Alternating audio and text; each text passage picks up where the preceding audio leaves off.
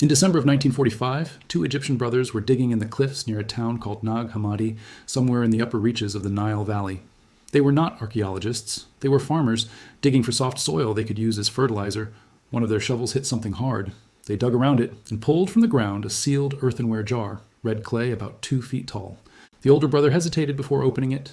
There was a local superstition that sealed jars sometimes contained evil spirits, and he was afraid. But then greed won out over fear, as it often does, and he smashed the jar open hoping to find gold. What fell out instead were 13 leather-bound books, ancient papyrus pages, written in a language neither man could read. Deeply disappointed, they took the books home. Their mother later used some of the pages to light her cooking fire. The world came very close to never knowing what was inside them. What was inside them would go on to shake the foundations of how historians, theologians, and ordinary people understood the origins of Christianity. Because among those 13 books was a text that opened with a claim so startling it has never stopped reverberating through scholarship and popular culture in the 8 decades since. The text began, "These are the secret sayings that the living Jesus spoke, and which Didymus Judas Thomas wrote down." What followed was 114 sayings attributed to Jesus of Nazareth, many of them sounding nothing like anything in the New Testament. A Jesus who said things the 4 canonical Gospels never recorded. A Jesus who, in some of these sayings, seemed to be teaching something quite different from the Christianity that had spread across the world for 2,000 years. A Jesus, in other words, that the church never told you about. That is a gripping idea, and it is partly true, but only partly. And the difference between the true part and the false part is where almost all of the popular misunderstanding lives, and it is worth pulling apart carefully because the real story, the actual history of how we got the Bible, which texts were left out, why they were left out, and what those texts actually say, is far more fascinating and far more nuanced than the conspiratorial version that gets clicks. Let's start with what is genuinely, verifiably true. There are words attributed to Jesus that did not make it into the New Testament. Scholars have a technical term for them, agrapha. It means, in Greek, things unwritten, sayings that circulated in early Christian communities but were not included in the 4 Gospels of Matthew, Mark, Luke, and John. Some of these appear in other books of the New Testament itself. The Acts of the Apostles, written by the same author as the Gospel of Luke, contains a statement attributed to Jesus that appears nowhere in any of the 4 Gospels. The Apostle Paul, in the 20th chapter of Acts, quotes Jesus as having said, "It is more blessed to give than to receive." Jesus never says this in Matthew, Mark, Luke, or John. It exists only in that single line from Acts, attributed to Paul's recollection of Jesus' teaching. If the 4 Gospels were the whole record, that saying would be lost. But it survived because one author in one book happened to include it in passing, almost as a footnote, in a speech about generosity. This is not a scandal. It is not evidence of suppression. It is evidence of exactly what historians have always understood about the ancient world, that oral tradition is messy, that not everything gets written down, that different communities remembered and preserved different things, and that the written record we have represents a significant but incomplete fraction of what was said and taught and believed in the 1st century of the Common Era. The Nag Hammadi discovery brought this reality into sharp, dramatic focus. The text that attracted the most attention was the Gospel of Thomas, which is what scholars call a sayings gospel, meaning it contains no narrative, no story of Jesus' birth or ministry or death or resurrection. It is simply a list, one saying after another. Jesus said, over and over, 114 times. Some of these sayings are immediately recognizable. They parallel, sometimes closely, things Jesus says in Matthew and Luke. The parable of the mustard seed is in Thomas. The saying about not hiding a lamp under a bushel is in Thomas.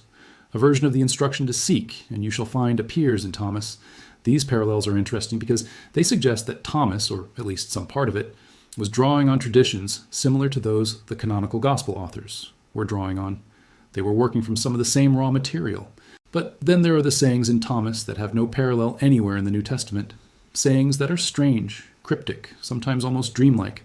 One says, "If you bring forth what is within you, what you bring forth will save you. If you do not bring forth what is within you, what you do not bring forth will destroy you." Another says, "Split a piece of wood, I am there. Lift up the stone, and you will find me there." Another describes the disciples asking Jesus when the kingdom of heaven will come, and Jesus answering that it will not come by waiting for it, that it is already spread out upon the earth and people do not see it.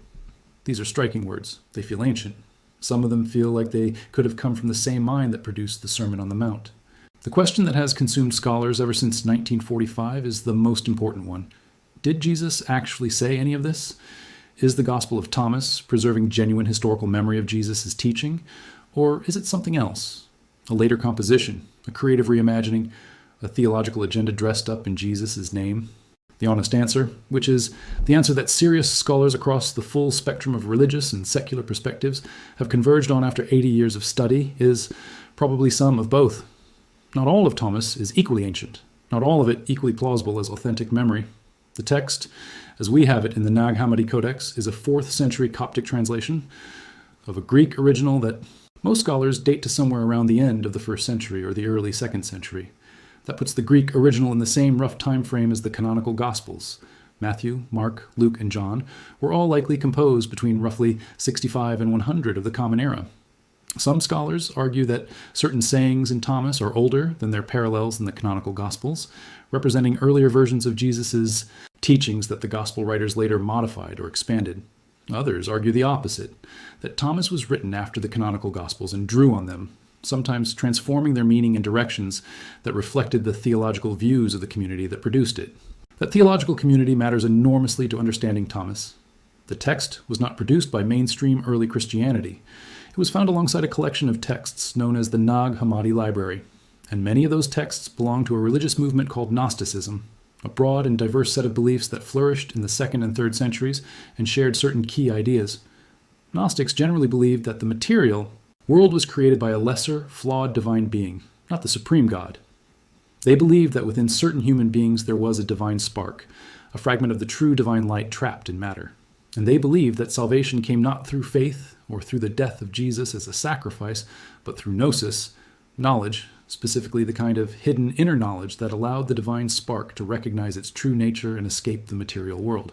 When you read the Gospel of Thomas with this context in mind, certain things snap into focus. The emphasis on hidden knowledge, the opening line describing these as secret sayings, the repeated suggestion that salvation comes from understanding what is within you, the absence of any mention of Jesus' death or resurrection, the kingdom that is already present but not visible to those who haven't understood.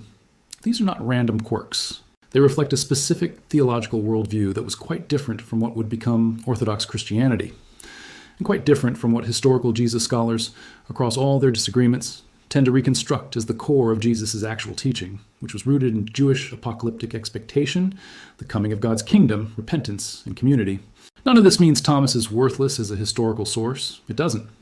A significant number of mainstream scholars, not fringe figures, but established academics, believe that a core layer of the Gospel of Thomas does preserve genuinely early traditions about Jesus, traditions that may have developed independently of the canonical Gospels, and that may in some cases be closer to what Jesus actually said than the polished theological narratives of Matthew, Mark, Luke, and John. The question is which sayings belong to that early layer and which reflect later Gnostic elaboration. That question remains genuinely open, genuinely debated, and genuinely fascinating. But here is what the title of the video you came from implies, and what does not hold up to scrutiny. The framing of the church never recorded them carries an accusation. It implies deliberate suppression. It implies that there was a Jesus who said certain things, that the church knew about those things, and that the church made a decision to hide them from ordinary believers. This is the Da Vinci Code version of history, and it is not what happened. The process by which certain texts became the Bible and others did not was not a conspiracy carried out by powerful men in a smoke-filled room. It was a long, messy, decentralized process that played out over centuries across hundreds of Christian communities spread from Rome to North Africa to Egypt to Syria to Asia Minor. The popular belief, popularized most famously by Dan Brown's novel but circulating well before it, is that the Council of Nicaea in 325 of the Common Era gathered the bishops of the early church together, and that under the authority of the Roman Emperor Constantine, they voted on which books were in the Bible and suppressed the rest. This makes for a terrific story. It has everything: power, politics, conspiracy, a Roman emperor rewriting religion. It also has almost no basis in historical fact. Scholars are clear on this point. The Council of Nicaea did not discuss the biblical canon. The surviving records of Nicaea show that the council dealt primarily with a theological controversy about the nature of Christ, whether the Son was co-eternal with the Father, which was the position that became Orthodox Christianity, or whether the Son was a created being subordinate to the Father, which was the Arian position that was condemned. The canon of Scripture was not on the agenda. The bishops at Nicaea quoted from New Testament books as authoritative and already settled Scripture. They did not vote on which books those would be. The actual formation of what became the New Testament was a process that began earlier and finished later. Christians were reading and sharing texts from the very beginning. Paul's letters, written in the 50s of the first century, were being circulated among communities and treated as authoritative within decades of his death. The Gospels, once written, spread rapidly. By the time any council discussed canonization formally, the core texts that became the New Testament, the four Gospels, Acts, Paul's letters, had already achieved wide acceptance across most of the Christian world simply through use. Communities read them, quoted them, built their theology on them. The councils that formally addressed the canon, principally the Council of Hippo in 393 and the Council of Carthage in 397, were largely recognizing what was already settled practice, not making arbitrary executive decisions about which texts would survive. This does not mean the process was neutral or purely organic. It was not. Texts were rejected for reasons. Some were rejected because they were associated with theological views that the emerging mainstream considered heretical, which is precisely why the Gospel of Thomas and the other Nag Hammadi texts ended up buried in a jar rather than in church libraries. The communities that treasured them were either absorbed into mainstream Christianity or pushed out of it, and their texts went underground, literally. But the rejection was theological, not conspiratorial. The early church leaders who argued against Gnostic texts weren't trying to hide what Jesus said. They were making arguments we can read because they wrote them down extensively, that those texts didn't represent authentic apostolic tradition, that their theology was incompatible with the Jesus of the earliest witness, and that their picture of salvation was a different religion wearing Christian clothing. Whether you agree with those arguments is a genuinely interesting question. Whether those arguments were right is something scholars are still debating, but they were arguments, made openly, in letters and treatises and polemical works that have survived to this day. Irenaeus, the 2nd century bishop who wrote perhaps the most influential anti-Gnostic work, named the texts. He opposed and described their contents in detail. Origen and Eusebius both maintained lists of texts that were disputed or rejected, and those lists are still available to read. This is not the behavior of people trying to suppress knowledge. It is the behavior of people engaged in a vigorous theological argument about what constitutes authentic Christianity. Now, back to the archaeology, because what the archaeology of the last century has genuinely given us is remarkable, even if it's not the suppressed secret story. The Nag Hammadi library is real. The Gospel of Thomas is real. The Oxyrhynchus papyri, fragments of Greek text discovered in Egypt in the late 19th century that turned out to be earlier Greek versions of some of the Thomas sayings, are real. The Dead Sea Scrolls, discovered starting in 1947, transformed the understanding of the Jewish world into which Jesus was born. Archaeological excavations in Jerusalem have confirmed details of the Gospel accounts in surprising ways. In 2025, excavations beneath the Church of the Holy Sepulchre revealed botanical evidence, olive trees and grapevines in pre-Christian strata, that aligns with the Gospel of John's description of the area as a garden where Jesus was buried. These are not spectacular revelations of secret teachings. They are careful, cumulative additions to a historical picture that scholars have been building patiently for over a century. What the archaeology has made undeniable is that early Christianity was far more diverse than the version that survived into modernity. There were Christian communities in the 1st and 2nd centuries that believed very different things about who Jesus was, what he taught, and what his significance was. Some of them produced texts, gospels, epistles, apocalypses, that expressed their particular understanding. The Gospel of Thomas expressed one such understanding. The Gospel of Philip, also from Nag Hammadi, expressed another. The Gospel of Mary Magdalene, also part of the broader set of early non-canonical texts, presented yet another vision of the early community. The Jesus of these texts is not a simple overlay of the Jesus of Matthew, Mark, Luke, and John. He is sometimes recognizable and sometimes not. What this means, what it genuinely means, not what the clickbait version claims it means, is that the question of who Jesus was, historically, is more open and more complex than straightforward Bible reading suggests. Historians who study the historical Jesus, working with all the sources available, including the non-canonical texts, are engaged in a genuinely difficult and genuinely important inquiry. The dominant view among historians is that Jesus was a first-century Jewish preacher operating within the tradition of Jewish prophetic and apocalyptic thought, that he gathered followers, that he was crucified by the Romans, and that his followers experienced something after his death that they described as resurrection, and that launched the movement that became Christianity. The details beyond that are contested, and the non-canonical texts are part of the evidence base that makes some of those details more contested, not less. What the non-canonical texts do not do is reveal a secret Jesus that the church covered up.